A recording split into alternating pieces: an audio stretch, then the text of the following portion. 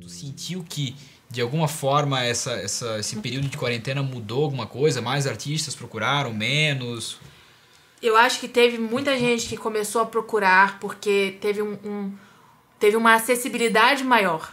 Porque muitas vezes o cantor, primeiro por conta das lives, não só das lives musicais em si, mas muitos profissionais, assim como eu, começaram a fazer muitas lives sobre Conteúdo, né?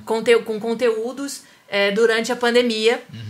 E isso fez com que muita gente conhecesse mais a profissão, muita gente tivesse acesso a profissionais que às vezes antes era utópico, assim. Sim. Então, eu moro, sei lá, no interior de Santa Catarina e aqui não tem um fonoaudiólogo especialista em voz, porque a gente ainda é pouco fonoaudiólogo se a gente for pensar para a proporção do país que a gente tem. Sim. E aí, especialistas em voz a gente tem menos ainda. Especialistas em voz que trabalham com voz cantada é ainda menor.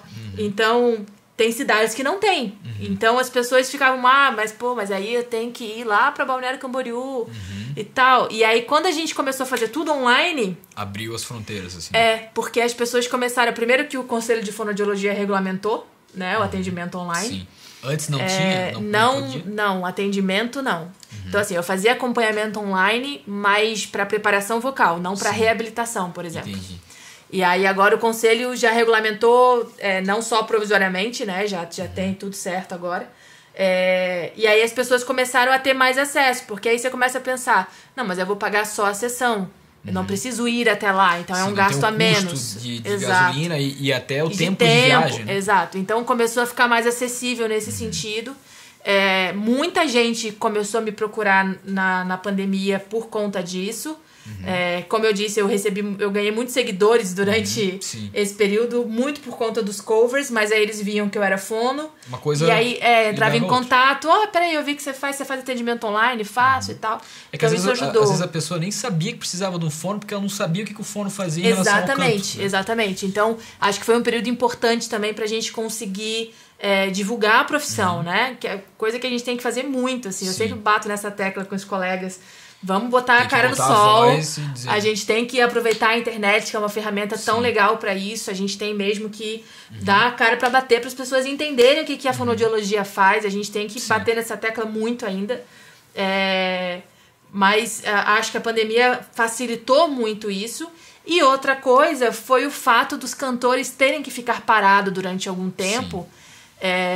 E aí eles começaram a sentir também na voz. Imagina. Porque o que acontece? Ninguém começa fazendo 30 shows por mês.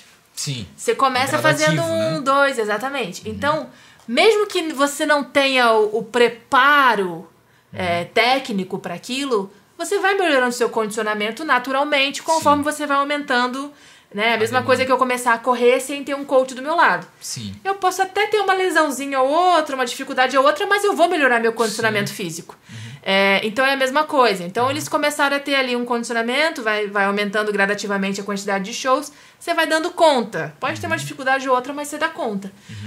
Quando você fica 1 mês, 2, 3 parado, e geralmente sem esse acompanhamento, sem os exercícios que você precisaria fazer, quando você volta a cantar, você sente uma diferença muito grande. Então isso fez também com que muitos cantores tivessem que procurar um profissional porque não estava dando conta. Sim. Porque aí quando voltou... Fazer lives e tudo mais. Exatamente. Nas lives a gente viu muito, e aí a gente fala não só dos cantores... Porque eu penso muito em cantor de barzinho, né? Porque é a grande maioria. Sim. Se a gente pensa em Brasil, a gente tem muito mais cantor que carrega seu próprio case do que cantor com equipe. Sim. E ainda são os caras que têm situações mais precárias de trabalho, né? Exato. Porque às vezes não demandas tem maiores, né? Isso. E às vezes, o bar quer que tu toque 4, 5 horas. Né? Ou o cara que faz baile, tipo banda de baile. Exatamente. Que tem muito aqui na região também. Eu não sei como é que os caras aguentam, cara. Tu deve atender alguns também, cantores de baile. Atendo alguns. E é isso, é uma demanda gigante. E aí não é só o chegar e fazer show, né? Esse glamour tá muito longe. Inclusive dos grandes que tem estrutura, também não é. Tem entrevistas, divulgação o dia inteiro em rádio pra chegar na cidade, fazer show de noite. É sempre uma loucura, assim. Mas, principalmente esses que ficaram muito tempo sem trabalhar e que não tiveram apoio de grandes marcas pra fazer lives... né? E às vezes nem de marcas menores da cidade sim. e tal. Muitos não conseguiram ter esse apoio. Agora que começou a abrir de novo, né? Final do ano, que começaram a ter de novo shows em bares, lotaram a agenda porque questão financeira teve que ser recuperada. De alguma forma compensar, né? Exatamente. E aí é que eu moro o perigo, porque aí a pessoa não só nunca esteve preparada teoricamente, mas perdeu o condicionamento que tinha. Sim. E aí isso acelerou muito esse processo das pessoas terem que procurar um fonoaudiólogo. Sim. Mas muitos ainda não sabem que existe o fonoaudiólogo para essa área. Estão lá passando trabalho para conseguir aguentar. Exatamente. Por isso que eu bato essa tecla de que a gente tem que mostrar a fonoaudiologia para essas pessoas. Um dia eu ainda quero ter uma estrutura suficiente para